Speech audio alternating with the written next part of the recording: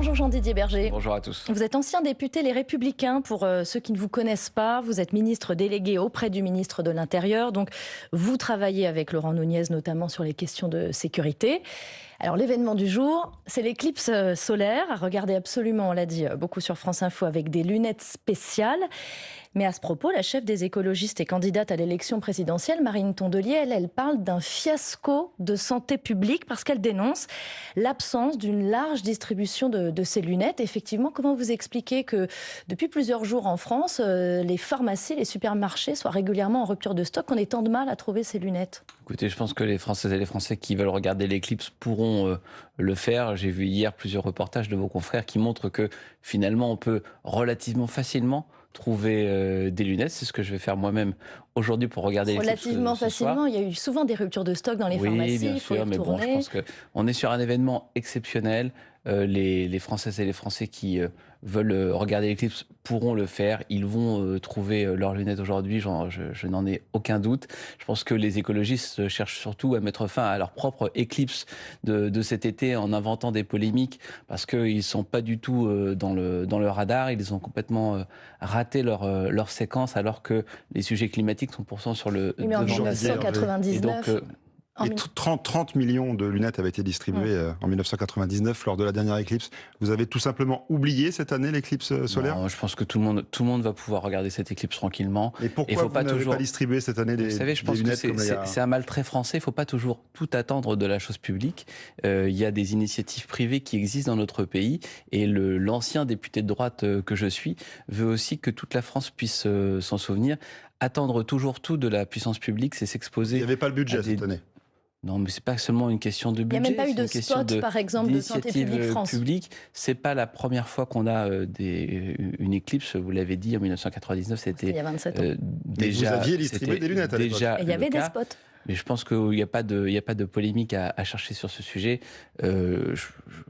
Je vois qu'autour de moi, c'est pareil pour tout le monde.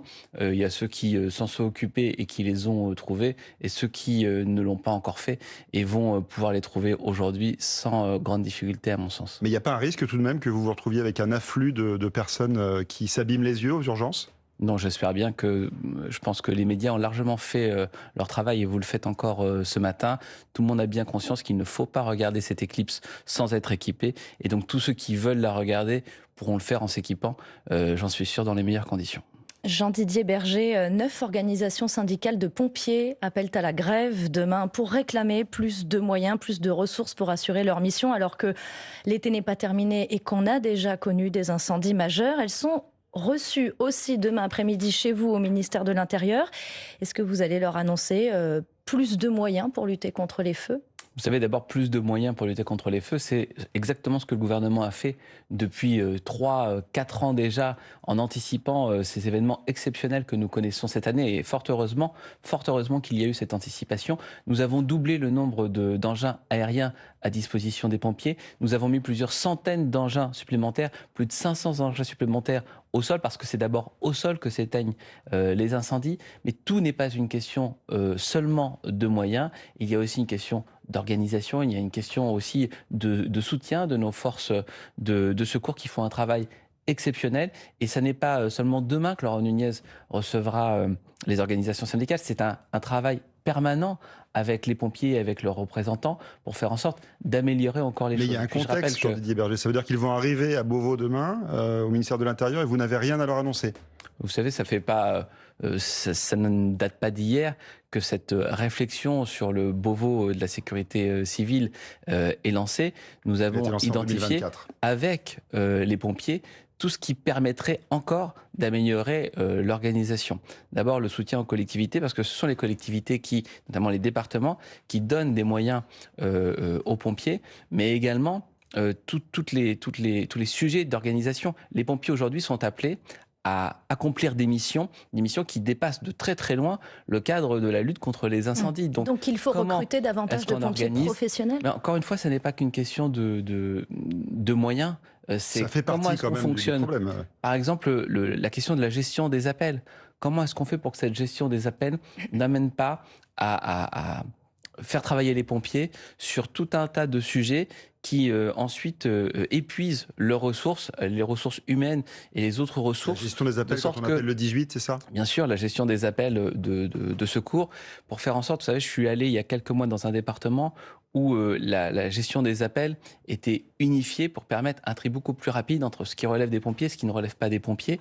Il y a des sujets de ce type qui méritent d'être abordés. Donc c'est un dialogue, pas simplement demain, mais un dialogue continu qui va se poursuivre avec les pompiers et avec leurs représentants. Ça veut dire que malgré la polémique sur les Canadair, malgré la polémique sur le manque de moyens, vous assumez aujourd'hui de dire que les secours, les pompiers, la sécurité civile aujourd'hui a assez de moyens en France pour lutter contre les incendies? J'assume de dire qu'on peut toujours rajouter des moyens et personne n'en disconvient, mais j'ajoute que nous assumons aussi le fait d'avoir doublé le nombre de moyens aériens, d'avoir mis plusieurs centaines de camions supplémentaires sur le terrain, et nous assumons d'avoir mis en œuvre ces moyens dans une forme de bonne gestion. Vous savez, sur le nombre de Canadair, pour reprendre cet exemple, nous avons 12 Canadair de cette génération.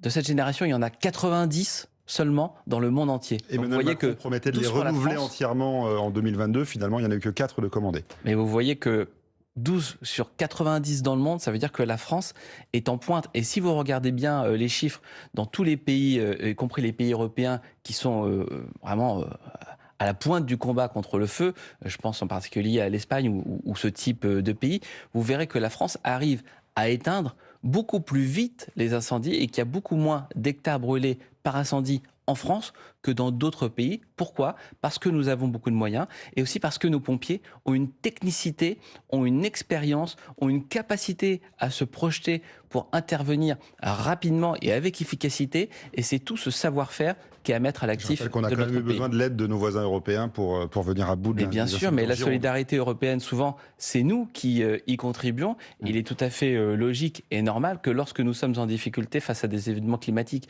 exceptionnels, parce que je rappelle qu'il faisait en France beaucoup plus chaud que parfois dans d'autres pays européens où la température est souvent plus élevée, eh bien, il est normal que ces mécanismes de solidarité européenne puissent jouer aussi en notre faveur. Le Premier ministre Sébastien Lecornu sera justement en Gironde lundi prochain, accompagné de Laurent Nunez, le ministre de l'Intérieur. Il doit lancer une mission de pilotage pour la reconstruction des zones sinistrées.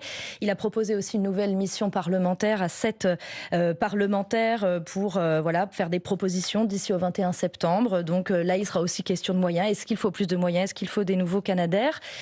Moi, j'ai une question à vous poser aussi. Qui va payer le coût de ces graves incendies de l'été? Est-ce que ça sera inscrit dans le budget 2027 qui va être débattu à partir de l'automne? Bon, d'abord, la mission lancée par Sébastien Lecornu, le Premier ministre, à la fois reconstruction et adaptation des territoires, parce qu'il ne s'agit pas simplement de reconstruire comme avant, comme si rien ne s'était passé. Et donc, c'est aussi cette mission d'adaptation des territoires qui est lancée par le Premier ministre pour faire en sorte que tout le monde réfléchisse avant de reconstruire.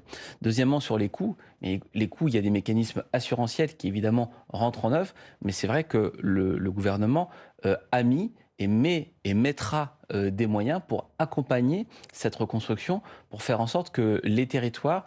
mais les assurances ne veulent plus payer, Jean-Didier Berger. Les assurances sont là pour payer ce qui est couvert par leurs responsabilités. Là encore, c'est à moyen constant ce que vous annoncez ce matin, la gestion de l'adaptation. Je pense qu'il ne faut pas tout confondre. Il y a le système assurantiel qui est là pour couvrir. Et je rappelle qu'il y a des cotisations d'assurance qui sont payées par les Françaises et par les Français, par les entreprises, par les collectivités, pour faire face à un certain nombre de risques. Lorsque ces risques sont couverts par les assurances payent. Au-delà, il y a les questions de reconstruction et d'adaptation des territoires. Et là aussi, la France met des moyens pour accompagner les territoires qui en ont besoin dans ce Mais là, est-ce qu'il va falloir une ligne dans le budget et dans tous les budgets à venir, puisque des incendies, on va certainement en revivre l'été prochain, des inondations, on va peut-être en vivre l'hiver prochain. Est-ce qu'il va falloir dédier une ligne spécifique Mais vous savez, c'est déjà le cas. Quand vous regardez l'évolution des budgets pour la transition écologique dans notre pays, ces moyens ont été considérablement accru ces dernières années. C'est des budgets qui sont parmi ceux qui ont le plus progressé. Mais vous le savez aussi, nous sommes dans un cadre budgétaire qui est un cadre budgétaire contraint. Et nous verrons à l'automne comment les différentes formations politiques représentées au Parlement, entendent accompagner le gouvernement pour la maîtrise de ces enjeux budgétaires. Jean-Didier Berger, je rappelle que vous êtes ministre délégué auprès du ministre de l'Intérieur. Je vous propose d'écouter Alma Dufour, la députée insoumise. Elle avait une proposition hier, elle était à votre place dans le 8h30 de France Info. La simple redistribution, taxation des plus riches et redistribution ne suffira pas à mettre les 60 milliards supplémentaires. Si on est élu, on va être obligé de négocier à Bruxelles et avec l'Allemagne, en fait, pour desserrer cet étau et ce carcan des 3% de déficit et de l'endettement, parce qu'il n'y a aucune manière de financer l'adaptation au changement climatique si on ne change pas de règles financières. Elle veut mettre 60 milliards d'euros supplémentaires pour lutter contre les incendies, pour lutter contre le réchauffement climatique également. Est-ce qu'il faut desserrer les taux que Bruxelles nous impose pour réduire le déficit ? En tout cas, je crois que la démagogie financière fait partie des armes de la France insoumise.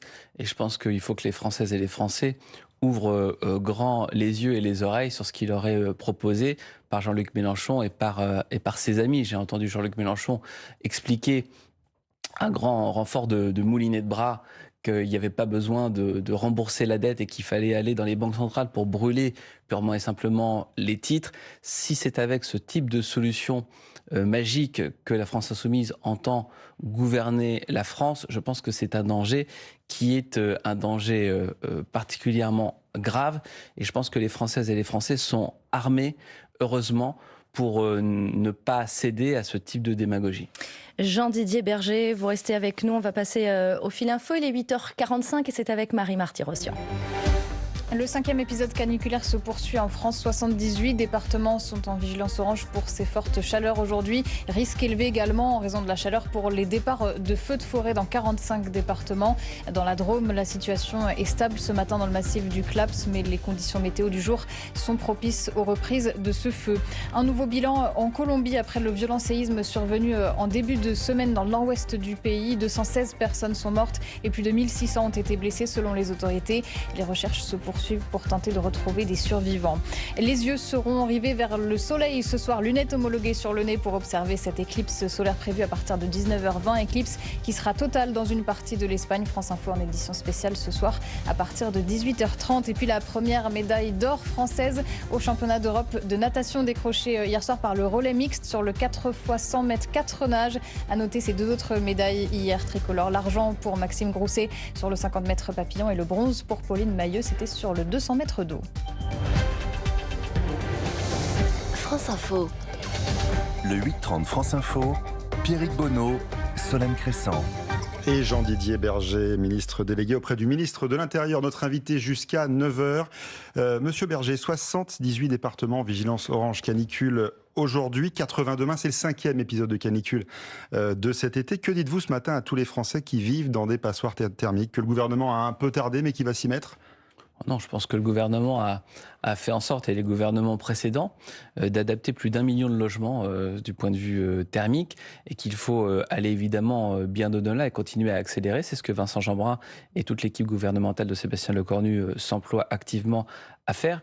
Mais c'est vrai que nous avons plusieurs dizaines d'années à rattraper en matière de rénovation des logements. Les actes d'adaptation des logements, l'acte de démolir aussi les logements qui doivent l'être, tout ça, évidemment, est toujours sur la table, mais toutes les politiques en rue, toutes les politiques de rénovation des logements et de rénovation thermique. Le dispositif MaPrimeRénov', par exemple, qui était plus ou moins menacé, va être maintenu ? Vous savez, il n'y a pas qu'un seul dispositif, il n'y a pas que MaPrimeRénov', et vous avez raison de le souligner. MaPrimeRénov' a particulièrement contribué aussi à la rénovation des logements, mais il y a encore une fois tous les autres dispositifs, les dispositifs de démolition-reconstruction, les dispositifs d'adaptation climatique, les dispositifs de rénovation au-delà de MaPrimeRénov', et donc tout ce travail qui est fait... Le fonds vert, dont le budget a été divisé par 3 entre 2024 et 2026, est-ce qu'on n'a pas pris du retard ? Je pense qu'il faut bien remettre les choses en perspective. Jamais autant de choses n'ont été faites dans notre pays que depuis ces 10 dernières années en matière de transition écologique. Qu'on n'avait pas fait assez, qu'on avait 10 ans de retard. Vous venez de le dire. Non, je pense qu'il y a des décennies de retard à rattraper et que ce n'est pas en 10 ans qu'on rattrape plusieurs décennies de retard à l'échelle des enjeux de l'urbanisme. Vous savez, moi j'ai été maire pendant 10 ans, j'ai vu à quel point c'était difficile déjà de transformer une ville que j'ai faite beaucoup bouger, mais qui mérite encore Vous étiez le maire de Clamart, dans les Hauts-de-Seine. Et donc, malgré toute l'énergie qu'on peut déployer entre le gouvernement et les maires, des erreurs d'urbanisme pendant 50 ou 60 ans, elles ne se rattrapent pas en une année. Donc c'est la faute aux gouvernements qui ont précédé. Mais je crois que les Français, ils se fichent pas mal de savoir les responsabilités qui sont celles de ceux qui nous ont précédés. Ce qu'ils attendent de nous, c'est qu'on soit en action pour régler les problèmes, et c'est exactement ce que nous faisons. On a quand même eu l'impression, pardonnez-moi, mais de précipitation, pour les logements et pour les collectivités. De précipitation début juillet, quand le gouvernement a annoncé en toute vitesse qu'il allait distribuer des climatiseurs pour les hôpitaux ou pour les EHPAD. Vous savez, vous ne pouvez pas s'anticiper. Là encore une fois, je l'ai vu aussi en tant que maire, ces sujets de climatisation sont des sujets qui sont quand même relativement nouveaux. Vous savez, quand on va dans les conseils d'école, quand on va dans les conseils d'administration des entreprises, quand on va dans toutes les organisations de France, il y a des sujets qui sont mis à l'ordre du jour, il y a des sujets qui sont mis sur la table. J'observe que celui-ci est un sujet relativement nouveau. Mais le gouvernement pouvait l'impulser. Et ça fait 30 ans que les climatologues disent on va avoir besoin de climatisation à un moment donné. Dans la ville dont je m'occupais, on a mis en place 100% de filtres UV dans les écoles. On est en train de terminer les dernières écoles, mais ça fait plusieurs années déjà qu'on avait anticipé. Ensuite, les collectivités, elles sont comme le pays, elles sont soumises à des tensions extrêmement fortes d'un point de vue budgétaire, et donc chacun est amené à faire des choix comme les Français sont amenés à en faire, parce que j'observe que le niveau d'équipement des Françaises et des Français, il n'est pas très élevé non plus. Donc j'imagine que tous ceux qui ont entendu les climatologues dans le pays ont aussi été amenés à faire des choix. Et chacun aujourd'hui s'équipe, que ce soit les particuliers, l'État, les collectivités, les autres organisations et les entreprises. Et donc, c'est des enjeux qui se développent. Et puis, on va voir le niveau d'équipement monter au fur et à mesure. Jean-Didier Berger, la France est également touchée par un épisode de sécheresse historique. Près de 70% du territoire désormais soumis à des restrictions d'usage d'eau. Qu'est-ce qu'on fait pour les agriculteurs dont certains ont perdu la totalité de leur récolte? Je pense notamment aux producteurs d'artichauts. D'abord, je pense que les agriculteurs font un travail exceptionnel dans notre pays. Et si nous avons la chance de pouvoir bien manger, c'est à eux que nous le devons. Qu'est-ce qu'on fait pour eux? Donc, il faut les soutenir. C'est ce que fait Annie Genevard, et c'est ce que font l'ensemble des ministres, la ministre de l'Agriculture et l'ensemble des ministres de Sébastien Lecornu, et pas simplement dans cette période de crise, mais depuis longtemps, pour affronter les différentes crises. Parce que vous parlez de cette crise de l'eau, mais il y a eu d'autres crises, notamment des crises sanitaires qui ont touché les agriculteurs, et donc ces crises à répétition, elles ont affaibli les agriculteurs. Donc des aides qui rentrent dans le cadre des réglementations en vigueur, parce que... Arnaud Rousseau, le patron de la FNSEA, le principal syndicat agricole, il parle de milliards d'euros d'aides qui pourraient se chiffrer en milliards d'euros. Oui, bien sûr, mais vous voyez que dans notre pays, on a abordé ensemble déjà plusieurs sujets ce matin. Et à chaque fois, cette question des milliards d'euros, des dizaines de milliards d'euros soulevés par la représentante de la France Insoumise, dans tous les sujets, on nous parle uniquement d'argent. Donc bien sûr, l'argent, c'est important, mais il n'y a pas que l'argent. Il y a aussi les réformes structurelles qui nous permettent de faire avancer le pays. C'est ce que s'emploie à faire ce gouvernement. Et puis les milliards. Pour avoir des milliards, il faut se dégager des marges de manœuvre. Et donc, il faut être capable de faire des réformes, de faire des économies. Je vois que nous les proposons, et je vois que ceux qui voudraient bien être à notre place ne les proposent pas. Mais ça veut dire quoi? Ça veut dire que les agriculteurs, on ne leur donne pas d'aide Ça veut dire que les agriculteurs, nous leur donnons et nous continuerons à les aider. Mais ce ne sera pas des milliards, c'est ce que vous nous dites. Nous continuons, comme nous avons fait déjà depuis ces derniers mois, à les aider, et nous continuerons à le faire. Et pour pouvoir continuer à le faire, il faut continuer à faire une bonne gestion dans tout le reste du pays pour se dégager les marges de manœuvre nécessaires. Et si les Françaises et les Français veulent qu'on puisse continuer à aider les agriculteurs, à aider ceux qui méritent de l'être, il faut aussi qu'ils soient capables d'entendre qu'on ne peut pas rester figé et que nous devons bouger pour retrouver des marges de manœuvre dans ce pays. Jean-Didier Berger, je rappelle que vous êtes ministre délégué auprès du ministre de l'Intérieur, et Gérald Darmanin, le ministre de la Justice, a adressé à son collègue et à votre collègue Laurent Nunez une lettre qui a exposé les travaux menés par les parquets après la vague d'indignation qui a suivi la mort de la petite Liana dans le Gers. C'est un document de 12 pages qui établit toute une liste de défaillances dans la prise en compte des violences sexuelles faites aux enfants. C'est une lettre assez critique. Est-ce que vous reconnaissez qu'il y a un vrai problème de moyens dans les services services de police, qu'il y a eu des négligences? D'abord, je regrette que ce document provisoire ait été rendu public parce que finalement, il ne rend pas compte de la démarche qui est une démarche de moyen-long terme, une démarche réitérative, une démarche contradictoire entre les services de la police et les services de la justice qui travaillent ensemble à la demande de Sébastien Lecornu, du président de la République, pour établir la liste de tout ce qui mérite encore d'être amélioré. Parce que vous parlez des moyens, le budget de la justice, il a augmenté de 50% ces dernières années. C'est considérable. On a remis 10 000 policiers et gendarmes sur le terrain. Le Premier ministre, Sébastien Lecornu, a annoncé 700 enquêteurs supplémentaires dans le cadre du plan d'investigation. C'est des négligences, au-delà, non, je pense que les Françaises et les Français ils comprennent qu'au-delà des questions de moyens, qu'on peut toujours continuer à améliorer, mais qu'on a beaucoup amélioré, il y a ces questions structurelles. Et dans ces éléments, il y a les questions informatiques, il y a les questions procédurales, il y a les moyens techniques qui sont mis à la disposition des policiers et des agents du ministère de la Justice. Donc les Français ils ont bien compris qu'il y avait beaucoup de problèmes et des problèmes très lourds, des problèmes qu'on a commencé à régler et qu'il faut continuer à régler. Et encore une fois, ça n'est pas... Ce ne sont pas des problèmes informatiques, là, Jean-Didier Berger. Si, je pense que si vous avez lu ce rapport comme moi je l'ai lu, il y a notamment des sujets informatiques qui sont des sujets très importants, mais il les a des implications très importante sur le concret. Cette histoire de dossiers non traités, par exemple, 1200 dossiers non traités à Nîmes, 905 à Caen, des dossiers qui n'ont pas été transmis à la justice par les services de police. Donc il y a ces sujets de transmission, il y a ces sujets informatiques, il y a ces sujets procéduraux. Le tout, c'est de comprendre comment est-ce que, entre un dépôt de plainte et finalement la condamnation à terme d'un coupable, comment est-ce que ce processus doit se mener à bien. Et vous savez, on est dans un contexte qui est un contexte extrêmement difficile, où il y a fort heureusement une libération de la parole et en même temps une augmentation du nombre d'actes de violences sexistes et sexuelles. Et donc c'est cette combinaison des deux éléments qui fait qu'il y a énormément mais ces problèmes informatiques, on a l'impression que Gérald Darmanin, il les découvre alors qu'il était au ministère de l'Intérieur pendant plus de 4 ans. Il ne les découvre pas. Je veux dire, moi-même, j'étais, en tant que député, rapporteur du budget de la justice. Et donc, le garde des Sceaux et son prédécesseur savent bien qu'il y a donc ces rien n'a sujets. été fait. Et nous aussi, non, bien sûr que non. Il y a beaucoup de choses qui ont été faites. Mais encore une fois, on parle de problèmes structurels qui sont des problèmes très importants.